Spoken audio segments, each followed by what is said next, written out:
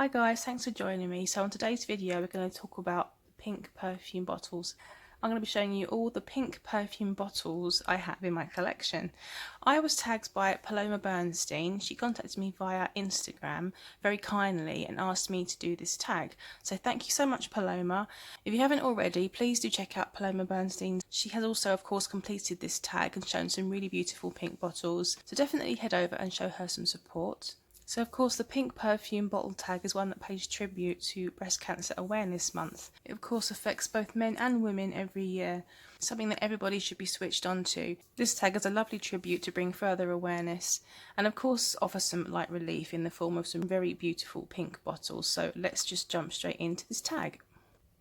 So the first pink bottles I'm going to show you are ones you've probably seen more than anything else. So I'm going to get those two out of the way because there's no point building up to them because they're so expected at this point.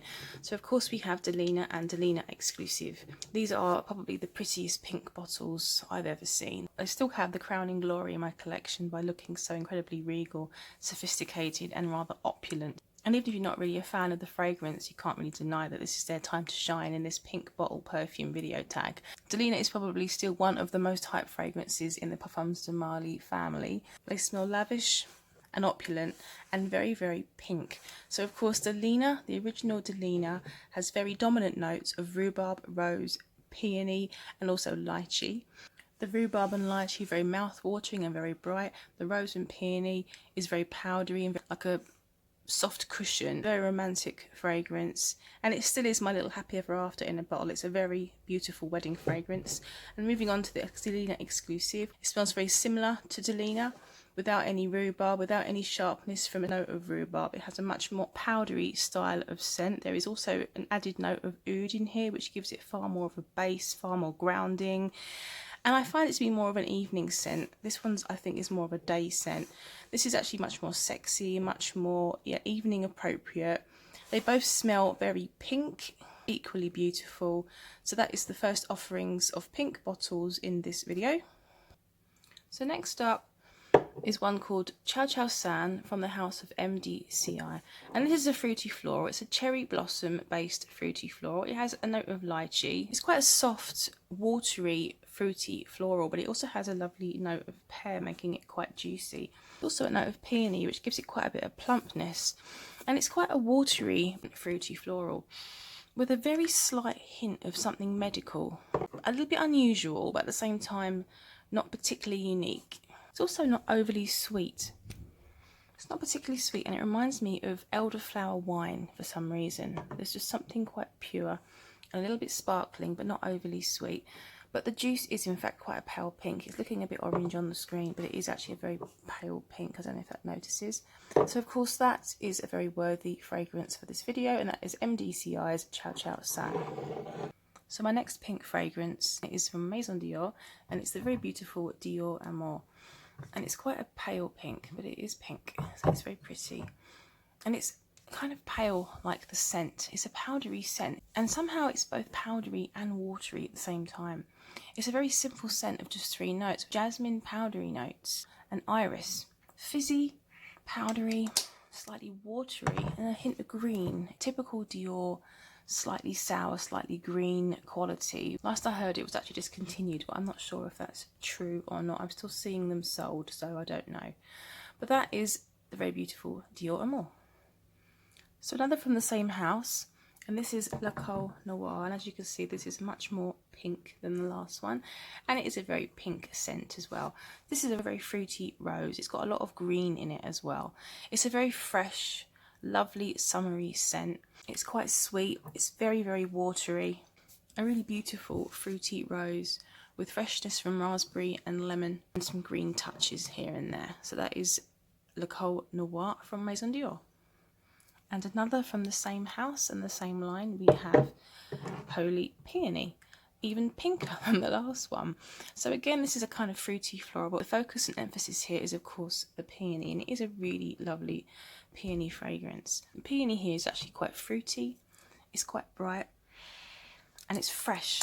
It's definitely fresh. It's really pretty. It's not a complicated scent. It's got that watery green touch, but it's bolder than Le Col Noir. This is more like a watery rose.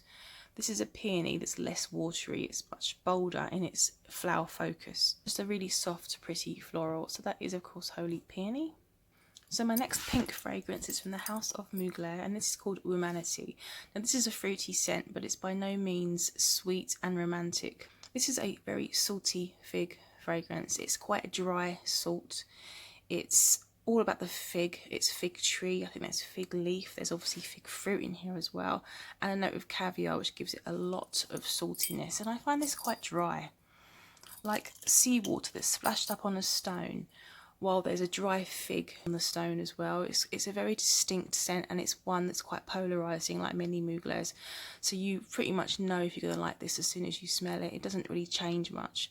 It's quite a it's quite a straightforward fragrance, salty and dry and figgy, and it does have that really pretty pink juice. So that is Humanity by Mugler. So next up is a little one from Atelier Cologne, and this is Rose Anonyme, and this is just a little 30ml, which I don't wear very often, but it is a very spicy, very incensey rose. It's quite a dry, spicy scent. There's a note of oud in here. It's quite warming. It's nice, I think, for winter, this one. But of course it has that pink label, and that makes it part of this collection of pink bottles. So nice and simple, Rose Anonyme by Atelier Cologne. So next up from the house of Maison Lancôme, we have Roses Berberanza, and that looks red. It's not, it's actually like a really deep pink, and that's how it smells, like a deep, sweet, syrupy pink kind of a scent. Roses Berberanza is actually my favourite from the house of Lancôme, and definitely one of my favourite rose fragrances from my entire collection. It's so distinctive, it's so beastly, it's so syrupy sweet. There's this opulent rose running through it, through all the sweetness, through all the sticky syrupiness, through all the juicy tropical fruits. It's this opulent rose that seems to be running through and then bursting into life. And it leaves the most luxurious scent trail. What makes this fragrance stand out, and what it's notorious for, is this very strong note of pistachio, which makes the whole composition so unusual. It's an unusual take on a big sweet rose. I want to say it smells nutty, but it doesn't. It's not a typical nutty kind of a scent here. It makes it funky, with a slightly sour quality, like an oily, sickly direction, but absolutely stunning. I mean, you have to try it to understand the scent. Now that I do, it is one of my favourites. I absolutely love it. So that is Roses Berberanza, pink beauty in this collection. So yeah. So the next one is Sucre by Juicy Couture, and this is quite a retro smelling fragrance, in that it's the sort of thing that reminds me of something I would wear when I was younger, like a very sweet sugary fragrance for a little girl. It just has this like a retro style. It's not particularly complicated. It's very sugary, like it's like literal sugar cubes with a very synthetic fruity touch. I think there's mandarin in here, so imagine mandarin juice and squirted over sugar cubes, and they've completely absorbed it, and it's still all about the sugar. So it's very sweet. It's a very sweet fragrance. Like I say, it smells a little juvenile maybe, but I actually quite enjoy this fragrance on occasion. Also, we have some pink touches here and there with the bow and the lining in the cupcake. This is only a 30ml. The bigger bottles have this lovely kind of icing sugar dripping down the sides, like a plastic icing sugar, which I suppose is a bit tacky, a bit gaudy. But I don't know, I just really love it. I love those bottles, and I couldn't get a bigger size with the icing, so this is the one I managed to luckily find on eBay. But I do really love it. All of its garishness, I really love this one.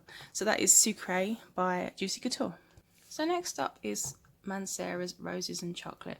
This is obviously the most pink bottle that I have. It's a really lovely, vibrant, almost kind of luminous pink ombre bottle here. And this is Roses and Chocolate. That's what it is, but it's not what you think it's going to be. It's not edible roses and chocolate at all, not to me anyway. I find the rose to be quite a soapy smelling rose, and the chocolate is like a milk chocolate, but it's definitely quite a powdery milk chocolate. So if you can somehow imagine powdered milk chocolate kind of mixing together with quite soft soapy rose. It's a very unusual. It's such a hard one to explain, this one. It's such an unusual, it is actually quite an unusual fragrance. It's got a bit of sparkle in there too. I didn't like this one at first, but it's really grown on me and I find it quite a fun fragrance now. It's an easy wearing, uplifting, happy little fun fragrance. Because it's not a heavy gourmand, it's nice all year round. It's got enough freshness, you could wear this during the warmer days. But it has that little hit of chocolate, powdered chocolate. A little bit of warmth from that. You can also wear it in sort of cooler months as well. So yeah, a fun little fragrance in a rather lovely pink bottle. So that is Roses and Chocolate by Mancera. So the last pink bottle I have to share with you is from Maison France's Kurkdjian, and it is L'Eau à la Rose. So L'Eau à la Rose is quite a dainty rose fragrance. It's a very, very soft, very watery and very light rose. I've compared it before to pink rose petals that are blowing in the wind. It's very light, it's very airy. It has a watery quality. It's not powdery at all. It has a slightly green quality. I imagine there's some rose leaves blowing in the wind with the petals. There's a little bit of sweetness and a bit of fruitiness from a note of grapefruit, which I really enjoy. It's very angelic. It's very innocent. It's that soft pink rose scent that you get in hand creams and soaps and lotions. So it's very easy to wear. It's very pretty. And it definitely smells to me like a pale pink rose. So that is the last fragrance I have for you today. That is L'Eau à la Rose by Maison France's Kurkdjian. So those are all the bottles I have in my collection that are pink, looking rather pretty indeed. So of course this is a tag video. On this occasion I don't think I'll tag anyone specifically. The nature of this tag could be quite personal to many people, and I think it's up to you. If you would enjoy this tag and you decide it's something you would like to do and you'd like to share your pink bottles, then of course consider yourself tagged. I mean, who doesn't like looking at beautiful pink perfume bottles anyway? So I hope you enjoyed the video. Thanks so much for watching, as always. Of course, I will see you all again on my next one. Take care of yourselves. Over and out.